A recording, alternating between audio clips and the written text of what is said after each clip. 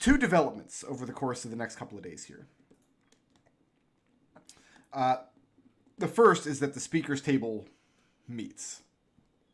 And Nigel speaks out in favor of supporting this new law that would officially and legally banish the practice of necromantic servitude within the province of Gran Fernisca and specifically in the Holy City. This is something nobody here was doing anyway, but they just hadn't gotten around to codifying it into law yet. This probably will cause problems for Lady Anfred back in South Warren because out in the province, this practice is still fairly widespread because Inmotai has a lot of dealings in it. But Ruby and Nigel kind of decided, well, if Anfred had to choose whether we deal with problems here with Brennany or she deal with problems there at home, she would rather deal with the problems at home. That's their reasoning. Also, Ruby, well, you guys wouldn't know what Ruby thinks about it unless you ask her, so we'll skip that part. There's no formal accusation because there's no evidence that Inmotai did anything. The problem is you still have a crate probably filled with enchanted human remains on your property that needs to be disposed of quickly and quietly. And Ruby gives this task to your group. Why did we not do this before the vote? Because you guys were busy doing everything else you were doing. So open it up with a rope and just start blasting with radiant damage? No. It's not a quiet way of doing this. We have a cave. we legitimately have an underground cave. Can we just dump them in the river? Yeah, just scrub the box for all markings and just dump it in the water. We're not just dumping it in the water. It's fine. Well, do we have to open the crate for you to destroy them with holy eminence? You could, now that you know what's inside it, you can open it in a controlled environment where it won't be dangerous to do so and safely dispose of the creatures. Can I drill holes in the top of the crate and pour holy water through them? Yeah, you absolutely could. I like want that to idea. do that. Okay. Where are you going to get holy water? Let's take it in. We have, like, tons of money, and I can make holy water if I just have silver. It's what? It's like 25 gold. It's 25 gold pieces to make a vial of holy water. Yeah. Powder silver. And it's a first level spell, so I can make one of those every hour. How much would it take to destroy 7 or 8 skeletons? I mean, it's not important. The important thing is if you guys wanted to destroy these things in a controlled environment on your property before moving any remains out, you could do so. Let's do that. Yeah. So we're definitely doing that and not just dumping the box in the lake. Correct. Yeah, no, that's... Then we're burning the box. At that point, the box is consecrated. We should keep it. Put all our skeletons in here. Wait, Are we planning how to many collect more do you have? skeletons? I'm thinking of the future. I don't know. After today, I'm starting to think maybe we're going to start a collection. Fine, we'll keep the consecrated box, I guess. The box didn't have... It's not a box, it's a crate. So The consecrated... It's not opened so much as disassembled when you... But you can keep the consecrated wood. No, I'm just joking. It's The fine. consecrate... We can make a cross in case we ever come into that. Treble.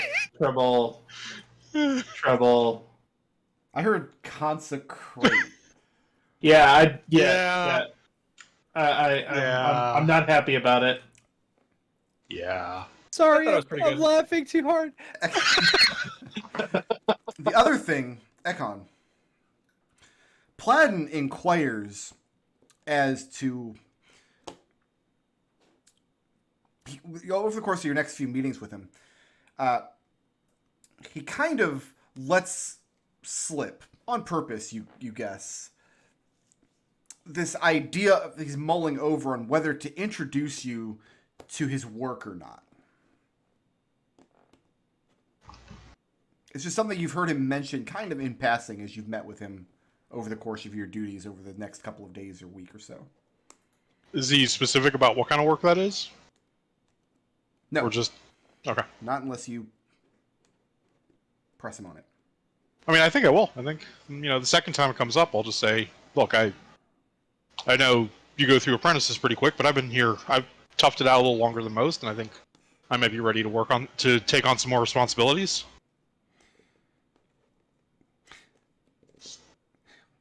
As you know, he says, it's actually very rare for a man to come to the church and work in capacity of being an Athar and have that be his true and only business, especially men of high birth like yourself. It's common for this Athar or that to have a private business or personal business or dealings with a house or a guild, up to and including the High Athar, who's a member of House Oleander in good standing. But he tells you that his business is not moving goods or arranging trade, that there's no profit to be had, nor glory. Well, I feel like I've inherited plenty of those, so... It's also not business that you can undertake yourself. And it's not business that he's inclined to help you with. This is... Alright, you've piqued my curiosity, at least.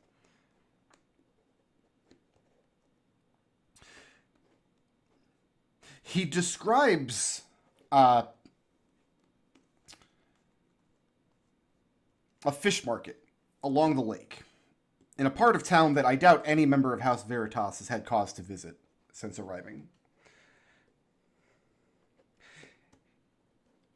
He asks you to bring him and introduce him to people, capable people that you trust.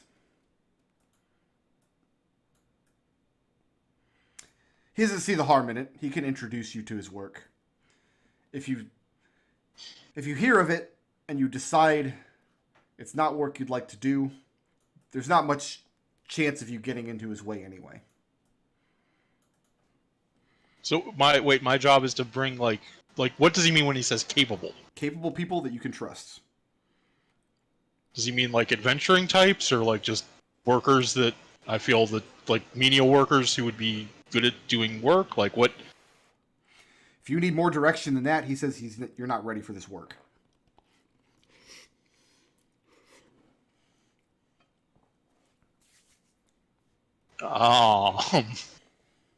I mean, I've got 4 cousins, or 3 cousins and a brother.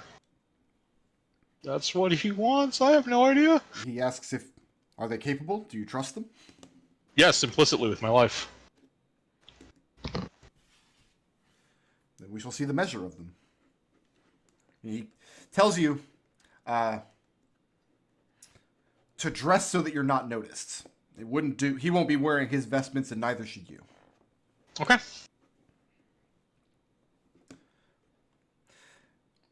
The rest of you have heard of Athar Platten, but this would be the first time meeting him. Is everybody going to this meeting? I'll go. Yeah, I'll go. at some point during this time frame, Victor needs to make sure that the house legally secures the bookstore, by the way. Nothing comes up over the course of the next few days. Okay. And Ekon will actually go through one of the servants at the manse and get everyone like commoners' clothes, like Okay. well fitted but not fancy. Evie has weaver's tools. She can make anything you want. Not over the course of And, the next few hours, she can't. Well, And he'll also make sure that his and Jeannie's fits over their armor. Okay. Have a Yeah, you have no trench coat. trouble securing commoners' clothes. Okay. Do all of you agree to dress like that? that's fine. Victor has no issue. Evie is Yeah. Bane. Yeah, Edmont's okay with it. Have any of you been down to the fish markets? Where's that at? There's a couple of them through the town. The one that he's directed you to is the one closest to the cathedral. So up here. But it's a fairly seedy part of town. It's the kind of place where you wouldn't want to walk alone through a dark alley at night. I mean, Victor had no reason to go unless he and Ekon are on the way to church one day. Is it Yeah. currently night? It will be. That's when Plaid wants to meet you there. Okay, all right. But as you can see, it's on the outside of the keep wall. Yeah. Okay. I do have goggles on. Okay. The goggles do something. And when you meet Plaid in there, and true to his word, he's not wearing his vestments. He's wearing dark clothes with a brown cloak pulled over his shoulders, and he's changed the styling and color of his hair as he's waiting for him. He looks less like a priest who's been sitting idle in his solar for many years, and more like a traveler, somebody who has walked the roads for long, long leagues and is now weary and tired.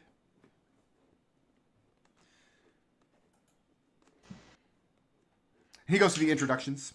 You introduce him to your cousins and your brother.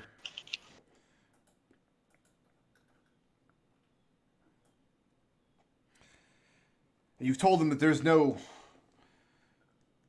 gain in coin or glory for this work. I got a little nod. They're here for love of you and out of the duty for what needs done. Oh, I'm here because you piqued my curiosity. You want to tell us what we're actually going to do? I figured there's about half that. I figured it was about half of each of those across the group. He asks if any of you gamble.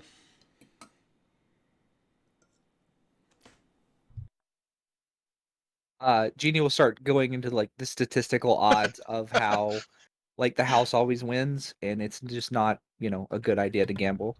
Only go down into a tomb. So he Evie explains. plays chess.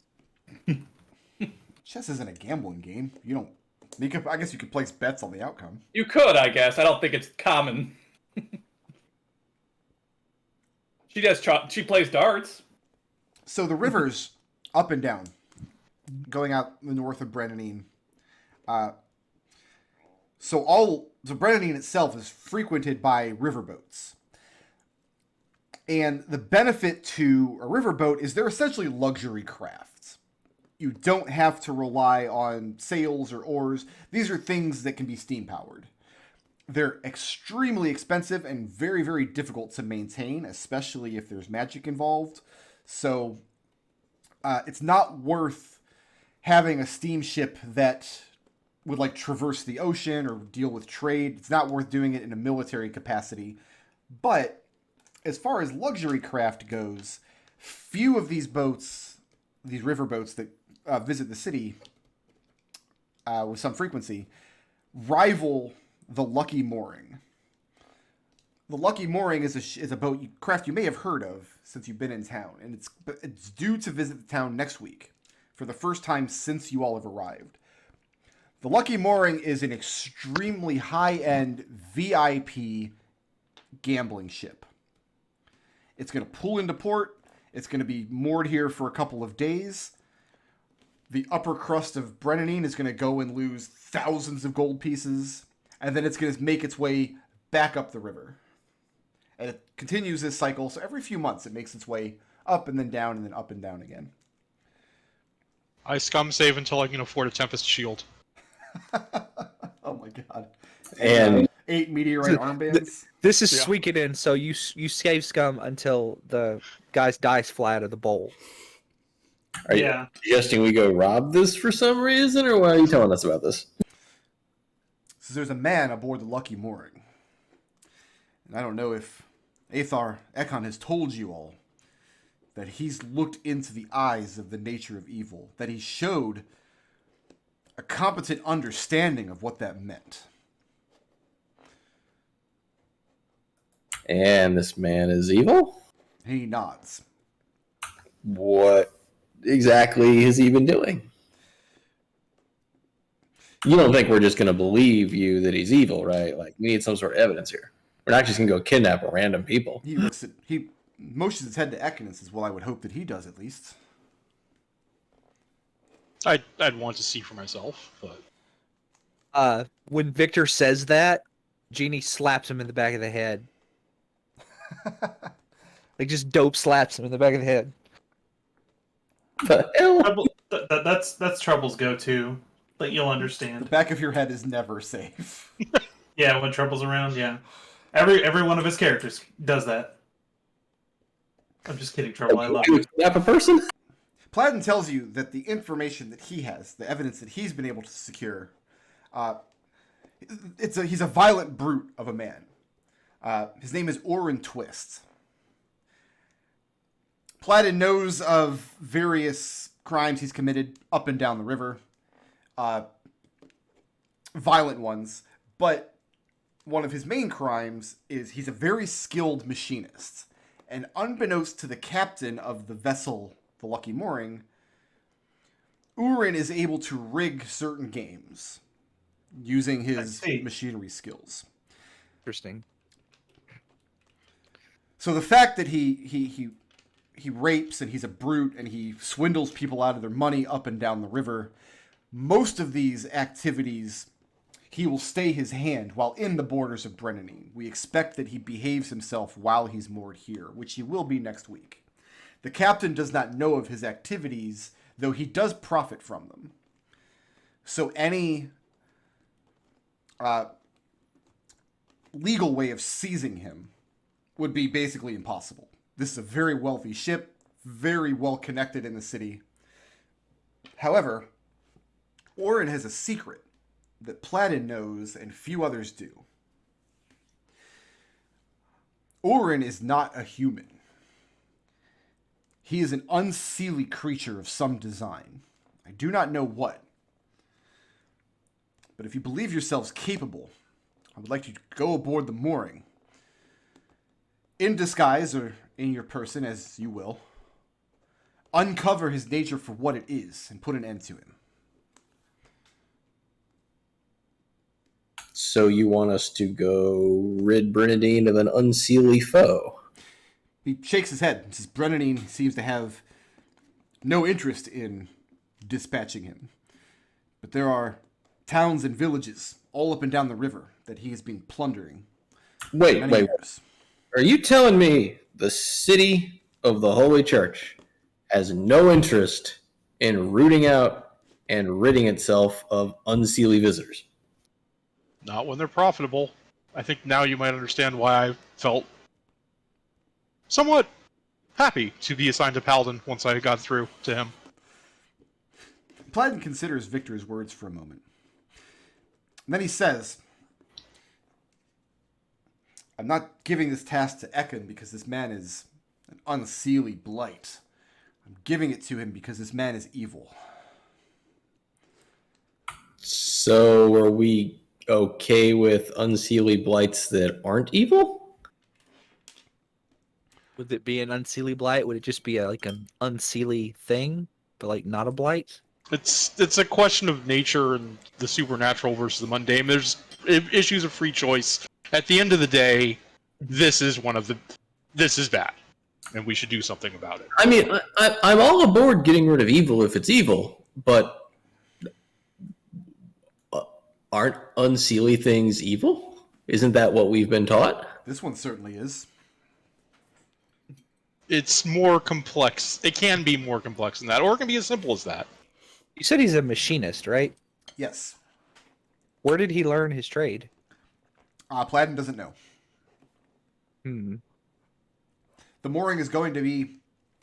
it's not on a set schedule. But in general, it's going to show up and be moored here next week.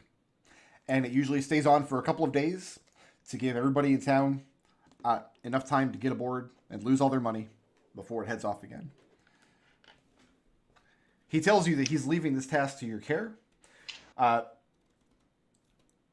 He has no interest in assisting you beyond giving you the means to see it through. He's not going aboard with you. Yeah. Fair enough.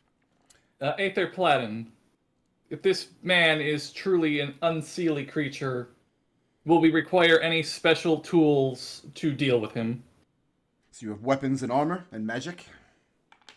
There are stories of weapons that need to be made of certain materials. I don't know. I'm not skilled in the ways of the church. I don't know which of those are true. Do we require anything for being like this?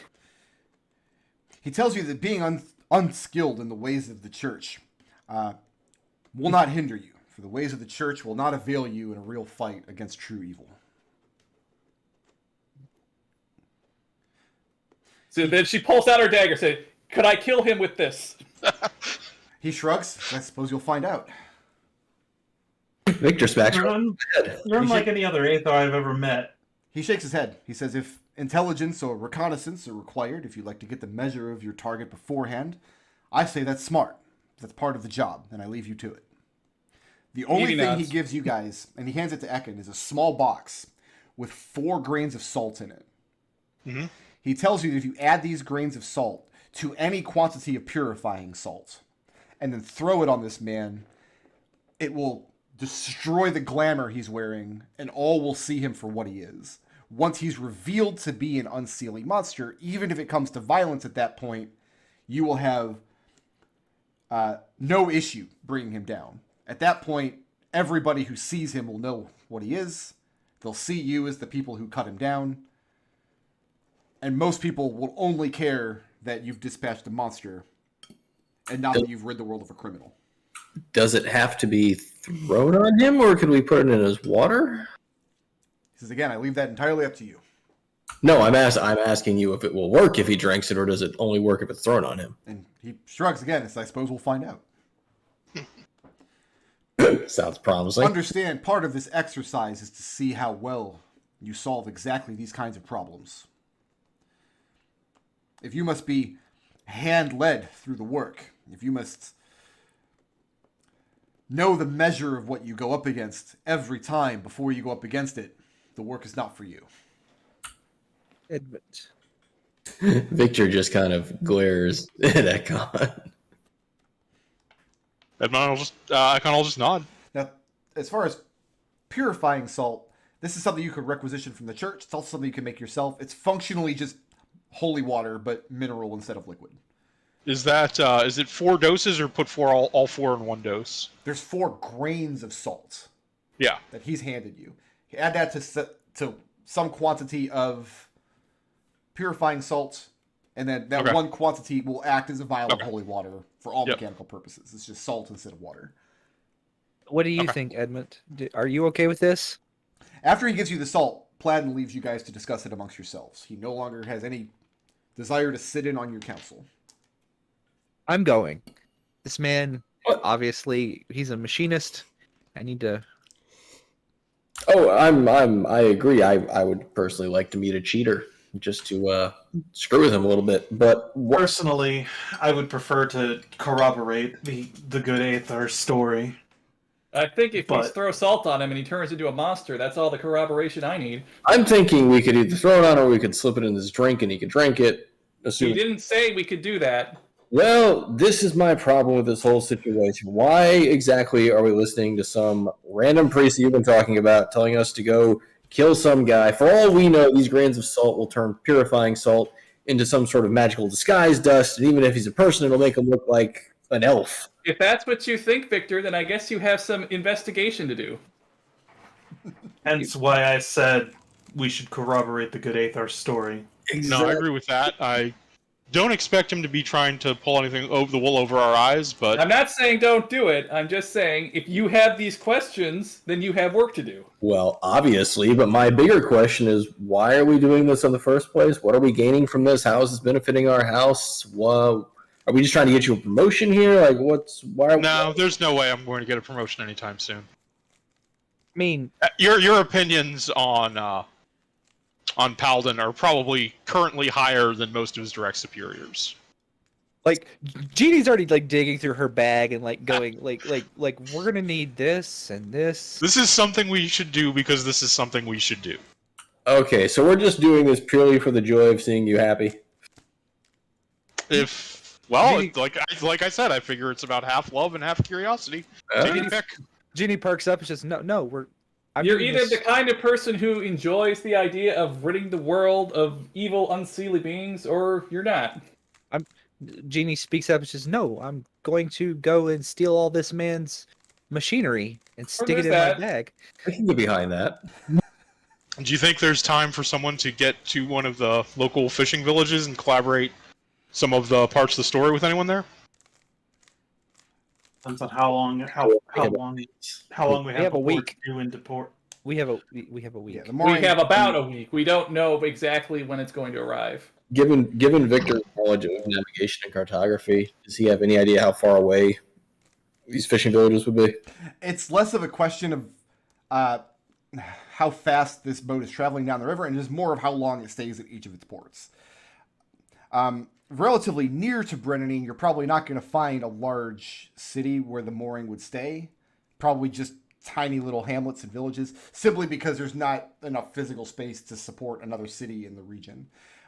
So the last port of call before getting to Brennanine would probably be at least a week upriver. Okay. So we're gonna go take a cruise, and I would suggest that maybe during the middle of our cruise, the ship has a small malfunction and breaks down a little bit. I mean, are we going to wait for? Okay, first question, because this is something that Victor seems. Are we going to sneak out of the city and try to get onto the boat on its way here, or are we going to wait? Because we could probably get invitations to the boat. I don't see any reason to do any crazy shenanigans to try to get on board. I think you probably can just pay to go on board, and then you go on board. I'm thinking we just go on board normally, and then our wonderful little artificer will sabotage the engine so it malfunctions in the middle of the ocean for a little bit. Well, I have it's not an in the ocean, idea. It's coming down the river. It's a riverboat. Yeah, it's The body of water that surrounds us in which the boat will be sitting. I like the idea of waiting for the ship to leave, so we'd have to get like tickets to take it up river or down river wherever it's going. Because I like the idea that we would have fewer options to escape if we're not docked. That's a good idea. I worry that also takes away our options to escape. We also have the whole, we're not going to get permission to go on a boat thing. We could always just go. You two are two of the most eligible bachelorettes in the city. What do you mean you can't go on a pleasure cruise? If we tell Cheating with Ruby that men. if we tell Ruby that Highborn we're men cruising for trying to men, gamble. I board men with lots of money on a small, closed environment. So, she will buy us dresses. She will give us spending money. She will say, So- "Yes, go mingle. Just get out of my house." we will escort you. okay, so that's actually a good idea. We go. Yeah, I actually think that's the a good two of us angle. go play debutante, Yeah. Yes. Okay. and then And the three of us can be your family, your bodyguards, your friends. Chaperones. the male That escorts. story will fly as long as the mooring is here in Brennanine, but before it arrives or after it leaves, that story is not going to hold water anymore. Yeah, so we may not be able to do that part. We were drunk and passed out when it left. We just do it while it's here in town. Why Yeah, are we that's right. waiting? Yeah, we don't It's need gonna- to wait. It's going to be docked here in Brennanine, probably in a couple of different places, depending on the time. Okay. How long is it staying? 2 or 3 days? Platten said probably a couple of days. Okay. So, all right. So another, Uh, I don't know if we want to bring this in, but we do have a brother who is quite the adept gambler, if I understand correctly, or at least interested in gambling. Maybe he's not Well, good at it. He's a prolific gambler. Okay, well, is Well, We there, he'll could probably maybe try be there. and is we there could any maybe try and insight find he could- people who have lost money on this boat before and see if they can collaborate any story about the rigged games. Our brother might have heard of this guy. I feel like the fewer people we bring on That's this, the better. that's fair. That's I'm just thinking. The- Do we have anyone who we're looking for information? Jeannie, can you track down any of their sources on parts? Yes, I was You going remember of to. a guild. I was going to go to the guild and find out information about this guy. If he is a member of the guild, where they get their parts, possibly maybe see if I can get any information on the engine. So let's do it So this I'm way. not. Before the mooring arrives, because you all are planning to go aboard deck and take this task while it's in Brennanine. Yeah. So preparatory work before that, Jeannie, you're going to find out if anybody in Brennanine had a hand in building or sourcing parts for the ship. Yes, there's other things I would like to do if there is time. I'll say this is all you're going to have time to do as far as specifically doing preparatory investigation for this task. Okay. Other stuff Well- that is unrelated to this you'll have time for because Not Like as a not tapestry. investigation. This is preparatory equipment. I actually want to make a couple of scrolls. okay. Okay. But I wanted to ask Ruby for the money and tell her that we were thinking about going on. I was going to tell Ruby that I talked Evie into going onto the ship to possibly potential look for bachelors, and that if she could give us some money, some spending money, and then I was going to then use that money to make scrolls. Okay, you're gonna leave me out of that conversation if that's what you're doing. I mean, Right? Yes. No. You're not there. She keeps you at home for 2 days while she has the seamstress come over and fit you for a beautiful gown befitting of such a high class vessel. Uh-huh. I would like to research Unciale that can take human form. But like the things that I want to do the information. I want to make at least a couple of scrolls and possibly fund that and get because we got to tell Ruby because we have to go dressed. Right. Mhm. So Right. so you're telling Ruby, I want money to go spend on this gambling boat. Right. While And I'll Evan, explain you're to her. going to spend the money instead on scrolls. Is that the idea? Correct. Make a deception check.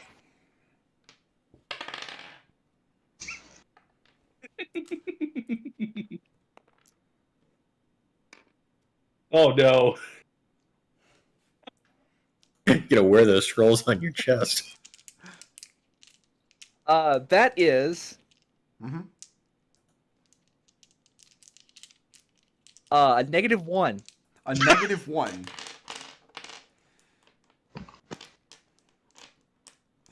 It's a paper dress, I swear. Like, I'm That's just the- like. You know what? Evie will just make you a dress. She's really good at it. No, I mean, It'll like, be nice.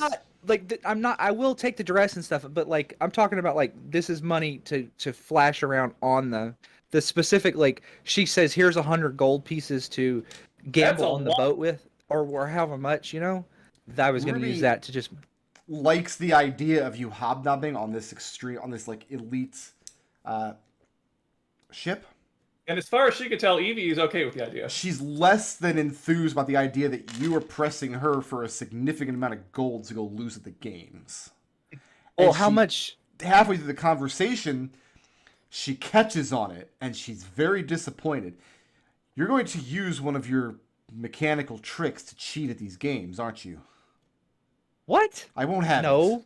No. The money you spend can be your own. Okay, fine. So how I much have gold enough- you have on your person is what you have to make scrolls with. Okay. I have enough gold to make one scroll. Okay. I need a loan from one of you. Evie Please. charges interest. That's fine.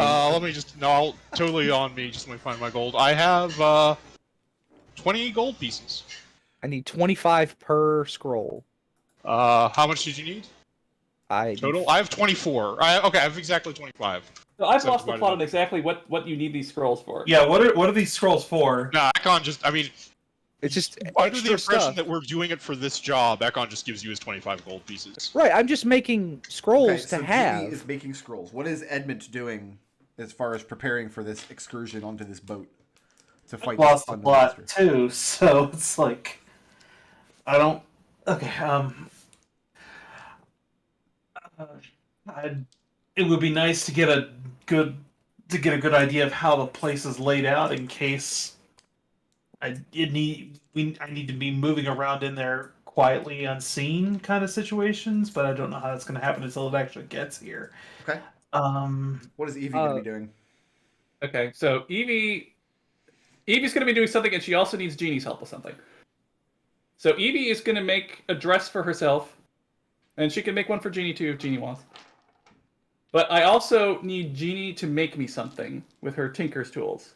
What I would like to have a ring that has like a chamber in it that you can use to like put poisons or like purifying salt, so that you can like push a little button on your ring and it dispenses salt.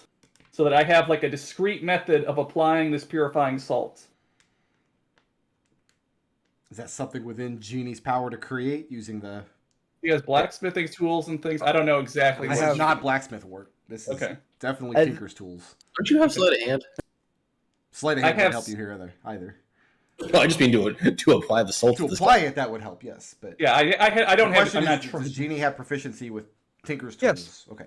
I have Yes. I am trained in. I'm also trained in sleight of hand. If that helps.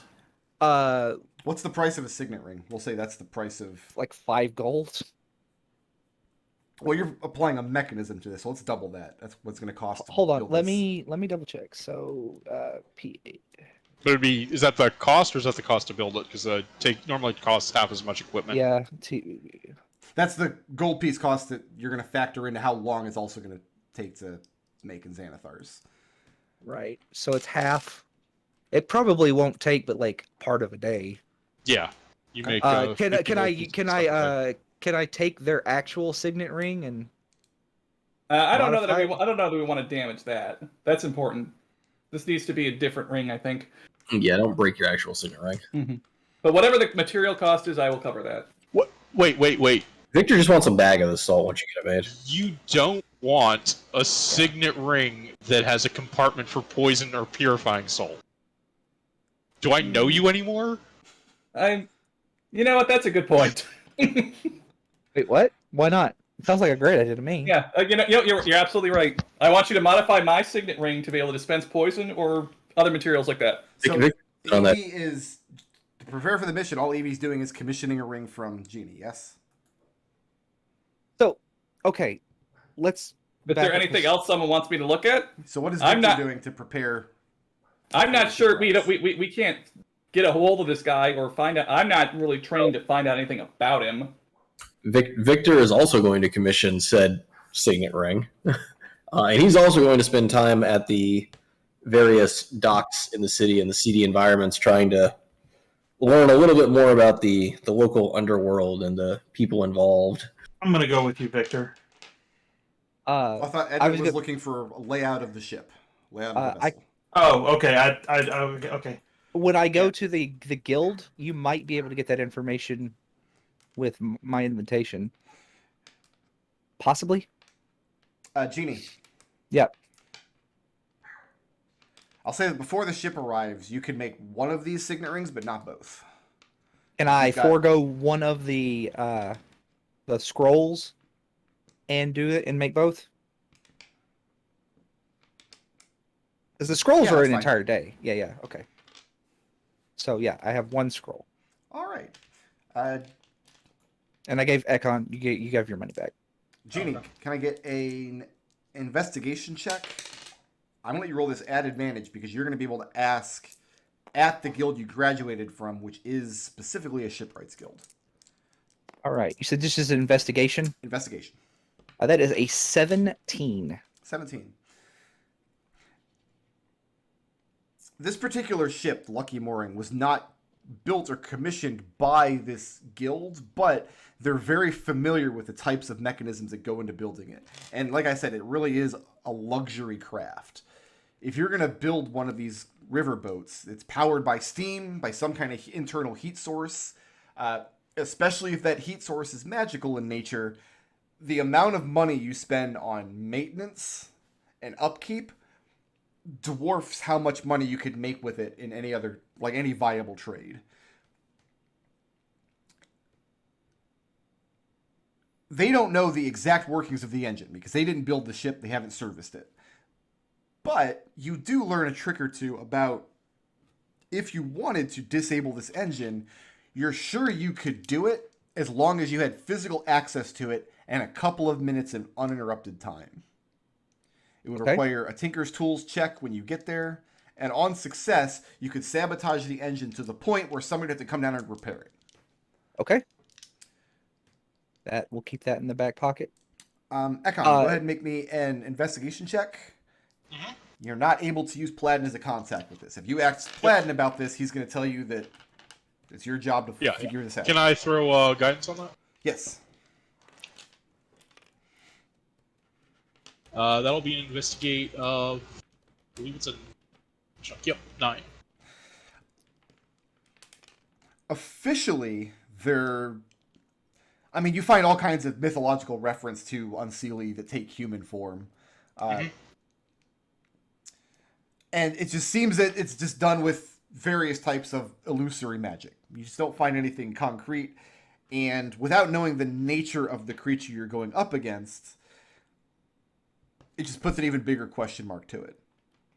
And on top of that, you fought a fire elemental in your basement that turned out to not be Unseelie at all. So you're starting to think, maybe I don't even know what this means. Right. Maybe there are monsters in the world that aren't actually monsters. Can I also take the time to make to requisition the materials and to make 4 doses of purifying salt? Yeah, I'll say that you can Okay. you can probably get 2 through the church just for making inquiries. Probably get 1 through your house, and then Okay. above and beyond that, it just Right. takes a level 1 spell slot and the gold. Yeah. So I'll give Alright, you. so Yeah, you take 3 of those. Yep, I'll take 1, and each of the girls that wants to make one of the rings takes 1. Okay. I forget. I'm going to require to know which person has the quantity of salt that has the grains given to you by Platinum. Does it require all 4 grains to go in the same? Yes, we established Okay. that. I mean, my thought is I should keep it, and you guys should have it as like a backup. But if you feel like you're going to be better, if you want to be the bait, I think you should keep it in case, Okay. because Plan A is throwing it on him. I think. right? Plan A would be trying to like slip it in his drink and see if that works. But I think that's something we need to kind of engineer to happen. We need to wait. That's what we have We to need do. Yeah. But anyway, Yeah, okay, so I'll keep the special, and you 2 each have 1 dose of normal purifying salt. Yes. What good is that going to do us? Edmont, make me a DC 20 investigation check. You can reduce the DC by 1 for every 10 gold pieces you're willing to spend on the investigation. Let's see here. And this comes out of your pocket. You're not going to be able to go to Ruby and ask money for bribes. Yeah. Can I give him 10 gold? You can give them whatever you want, yeah. I'll give you 10 gold. Okay, I don't have a whole lot of coin to my name, so yeah. I did give Ekon his money back, didn't I? Yeah, I Yeah. did tell you that. Yeah, okay. I don't think anybody has a lot of money to their name right now, just what you started with. Right. Which is a lot for level 4 characters, but... Oh, I'm also, at some point during here, I resummon my familiar. I do have 1 dose of... Knocking it down by 2. Okay. Investigation check, and I don't think I made that. Can he get a guidance? No, because he's out doing this on his own. Mm. Ekon's not with him. 4 blips succeed. Okay.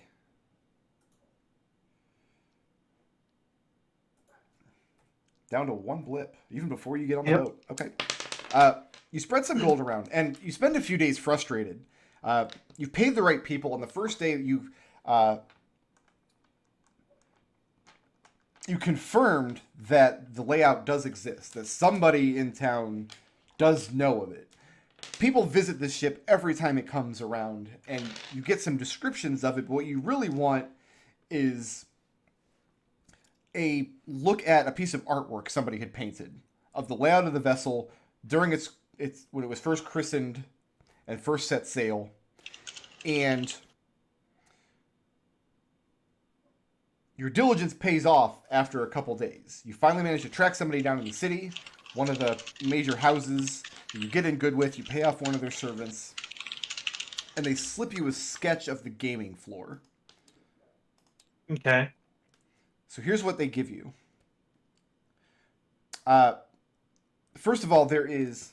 Sorry, I gotta open up Photoshop on my end. It just crashed.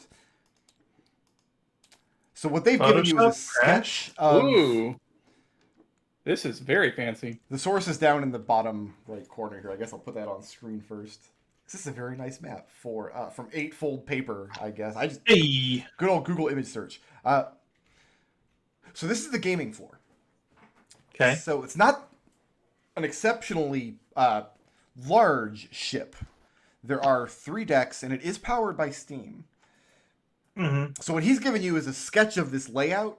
The sketch is based on a piece of artwork that was painted, that was originally for the captain of the vessel, but has since been sold into the art world and ended up in a collector's hands in Brennan. Okay. The main layout of so this is the below deck here, and then somewhere on this level, although not indicated on your sketch, would be access to the engine room beneath this. The front of the ship, which you can't see on this map because you're looking down, but the front of the ship at the water, at or slightly above the water line, is gorgeous crystal glass windows all across the front, very luxurious, looking into what is effectively the bridge of the ship. So instead of having the wheel up on the main deck, it's actually down below ship. So you can sail this ship without being exposed to the elements. Yeah, did you say it's on a lower deck? This would be the below deck. There's a lower deck than this. Okay. On the actual deck, the open part on the top is also very luxurious. It's a kind of a lounge area, and the person you learned this from has actually been aboard the vessel and speaks very highly of the bath that is maintained on the deck. It's as though they bring a hot spring with them, sailing up and down the river, even in the dead of winter. That does sound nice. So this is what the gaming floor looks like. The man you're looking for would be the gamesman, the games master. So his job is basically to walk this floor and ensure everything runs smoothly. He's the pit boss. Got it. Right. Why does he need to rig the games if he's already in charge? Like, he doesn't own the ship. Okay. He's in charge of making sure the games run safely, which gives him access to all of the gaming tables. These are card and dicing tables and things. They're not actual mechanisms. In fact, the first gambling boat I downloaded that I was going to use had slot machines along the back wall. I'm like, Oh. I can't go to steampunk slot machines. I just can't do it. I don't have it in me. You're not that broken yet. Victor, give me an investigation check at disadvantage because you're trying to learn about. Because right as of yet, Victor doesn't have any underworld contacts in Brennan. Yep. I'm gonna call this DC 20, and you can reduce the DC by 1 for every 10 gold you want to spend. Sorry, Victor.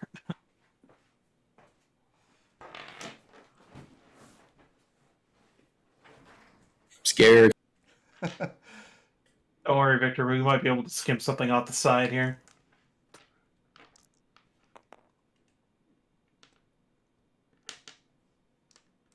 Yeah, I don't think a 6 is going to do that. A 6. There are stories that you hear of, because you're looking into like the underworld connections. You're less interested in the upper crust, the high rollers. Well, so he's got a couple purposes. He's trying to learn just generally about what is the underworld and the criminal elements in Brenadine, as well as sort of the major players, kind of who's involved, who's who. And the point of doing this, in addition to just kind of get some knowledge so he can, in the future, maybe take advantage of it, to also try and find out if this guy's name has been floating around or... So the name Orin Twist is known simply because he's the games master aboard the Lucky Morin. But as far as trying to find any underworld contacts, you learn enough to know that you don't know how to go about doing this. You're going to need help if you're going to want to try to establish underworld contacts in Brennan. I wish I had them. Not in your skill set yet. I talked to Uncle Valeri. Does Victor know that Valeri has been screwing around with underworld criminal stuff? Evie has not told anyone because Valeri asked her to not talk about the fact that they had spoken. I didn't think so. By the way, on this ship, Edmont, these blacked out areas, these are private rooms. And the back section here would be the vault So that nobody has ever seen into. Break real fast. During his investigation, did Victor happen to hear Valeria's name pop up anywhere? No, you didn't learn anything. Not with a 6. You didn't learn anything about anybody.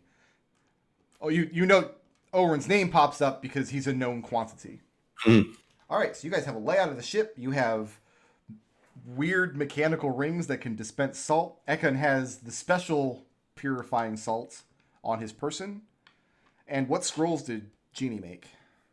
I was going to make a scroll of disguise self, then I remembered that non-spellcasters can't use scrolls, so it's just to cure wounds. Okay. So, if I'm understanding this correctly, you guys, if you're going in disguise, you're going to have to find a way to sneak aboard the ship. You won't be admitted. My understanding is you're not doing that. No, we want to be. Jeannie and Flumping. Evie are going aboard, and then the guys are going aboard as their entourage. They're escorts. They're chaperones. I don't know. Okay, your 15-year-old chaperone. Yeah. The other two are older than us. Is anybody going in disguise? Because if Evie and Jeannie go aboard, any of you could disguise yourself as a serving man, as long as they vouch for you. I'll leave that up to you guys. No, I don't know. Just be there. Yeah. How did the dress I make turn out? Beautiful. Excellent. Ekon, are you wearing your Aethar garb? Yep. Okay. So your goal then, if this goes down, you want everybody to know that House Veritas uncovered this man and dealt with him. Yeah. Assuming we discover that he is in fact a monster and that this isn't just Platin fucking with us, which is not outside the realm of possibility. So the mooring comes into town, and I can give you the deck now, because it is quite a nice. Oh, hey, Victor. I will definitely be sharing all the information I have, especially about the vault, with you. Okay, very good. We will be making a trip to the vault. I don't Maybe. know. Like, do they just put a beach out here on front of the boat? They put like a little Yeah, this is like they've got sand out here. That's That's a nice fucking touch. fancy. You know what's missing on this map is a gangplank. They didn't think to draw like where the Well, gangplank extends from. You gotta have something to deal with the cheaters. You gotta at least having it there for show so that everyone knows. Yeah. So try cheating on this ship. When the mooring is in place in the city, the gangplank would come aboard here on the bottom edge. So coming aboard, you guys can go ahead and place yourself. These are 5-foot squares. They're a little faint, but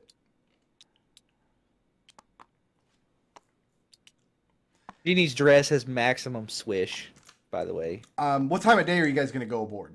Evening. In the evening? Whatever. Victor went immediately to the bar.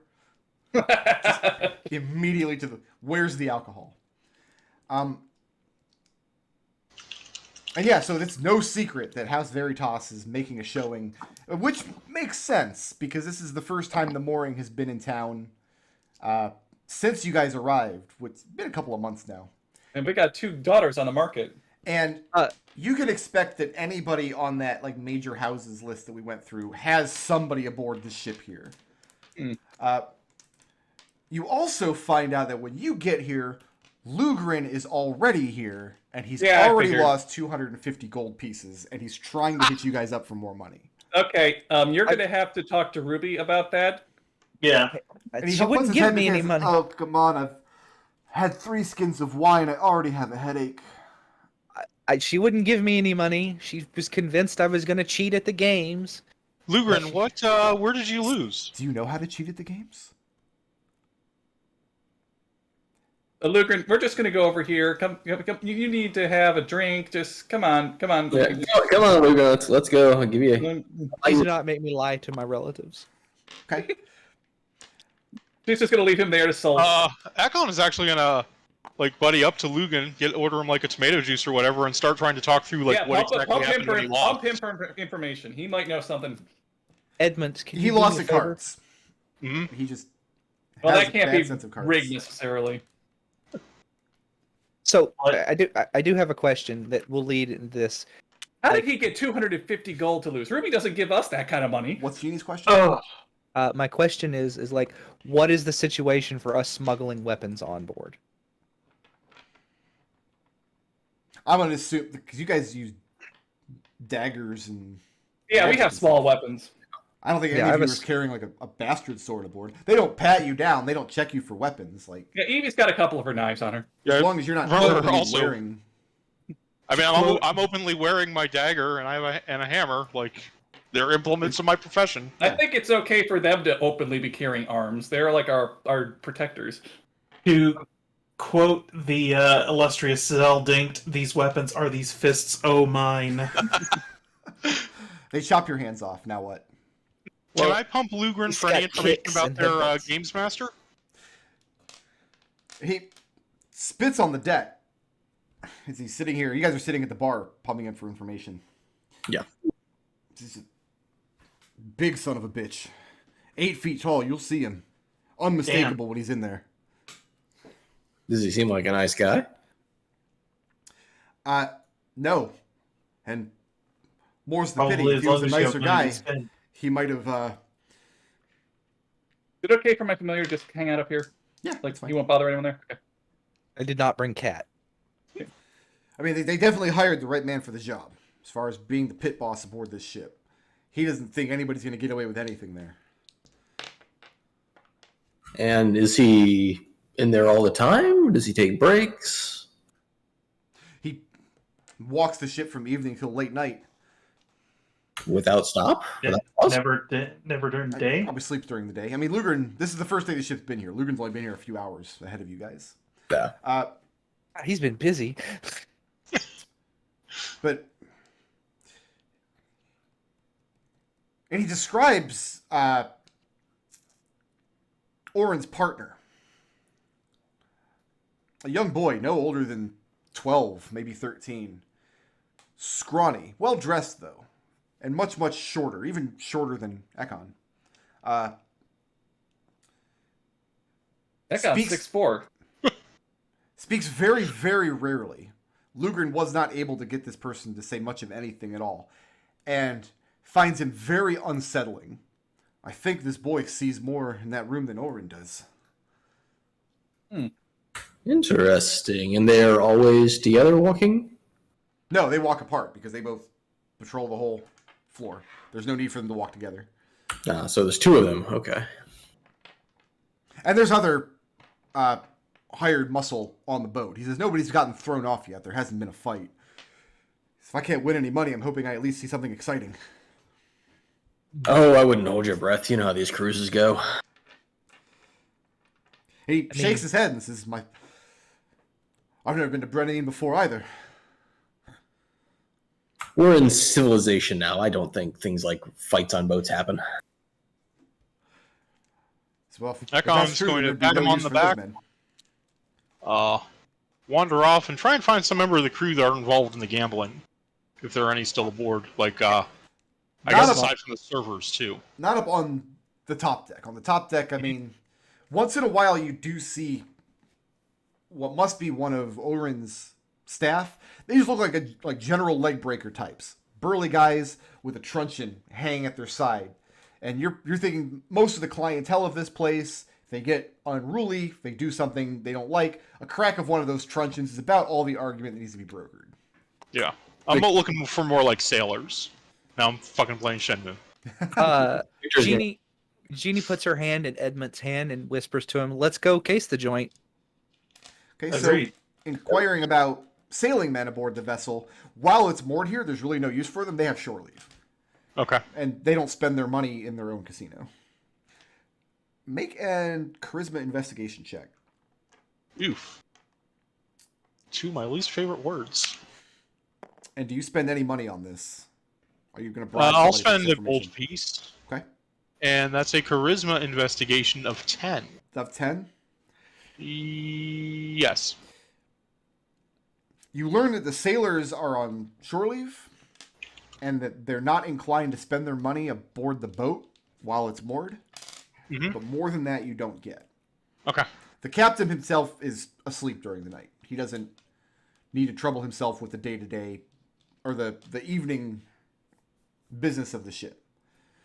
So right now, it sounds like there's nobody who knows how to actually move or sail the ship at attention. Jeannie and Edmont are doing what? We're gonna go case the joint. I want to get eyes on everything that we have information, Mhm. but we don't have verification that the thing. So I want to go down there and also maybe get eyes on the target. The So- fact that there's two of them is a little distressing. Up on the back of the ship here, where would be the wheelhouse on a standard vessel, instead is it's an indoor lounge area. You go in, a lot of people are drinking and socializing. You see a lot of faces, recognize a lot of high-ups, people, your house allies, your house rivals, and everybody takes note of especially Jeannie when she enters the room. This structure here that Victor is standing in front of in the center of the ship, Victor is standing at the top of the stairs going down to a landing that curves around to the gaming deck. And that's where Victor is going to go. Okay. Victor is actually going to go talk to the master of the games. Is anybody going below deck with Victor? I think we all are. Okay. Yeah. Yeah. So there are the 6 main gaming tables. So what do they have? Looks like they got some poker going. You got craps here. In a minute. Is that craps? It's craps. Probably baccarat. I don't even know what that is. But there's another bar up in the front. There's nowhere to really lounge here. There are a couple of tables up on this upper landing, but they're filled. They're like kind of VIP sections. These rooms back here, there are 4 rooms up on this landing that go into private parties, basically. All of these doors are closed, and there's a man standing outside one of them, keeping an eye out for... Which house is it?